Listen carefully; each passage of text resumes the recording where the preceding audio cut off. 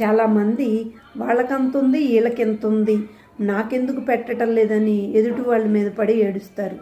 ఎంత చెట్టుకి అంత గాలని మన పెద్దోళ్ళు చెప్పారండి. నీకు 1000 రూపాయలు వస్తున్నాయి, నువ్వు 1000 రూపాయల్లోనే ఖర్చు పెట్టుకుంటావు. 1,00,000 రూపాయలు వచ్చేవాడికి 1,00,000 రూపాయలకి దగ్గర ఖర్చు ఉంటుంది. అందుకని ఎవరి దగ్గర డబ్బులు ఉండవండి. అస్సలు అది ఒక పెద్ద రోగం అండి. ఎప్పుడూ ఎదుటి వాళ్ళు పెట్టాలి అనుకోవటం, ఎదుటి వాళ్ళు పెట్టింది ఎప్పుడూ మన దగ్గర ఉండదు. అది గుర్తుపెట్టుకోండి.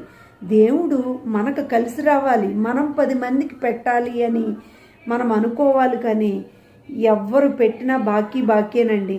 నీ భర్త నీ తల్లిదండ్రులు ఇచ్చిందే నీకు రుణం ఉండదు. కానీ మిగతా సొంత అక్క చెల్లెల దగ్గర నుంచి తీసుకున్న, అన్నదమ్ముల దగ్గర నుంచి తీసుకున్న అది రుణమే.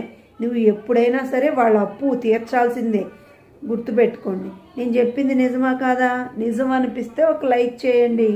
మన ఛానల్ని సబ్స్క్రైబ్ చేయటం మర్చిపోకండి. ఒక కామెంట్ చేయండి.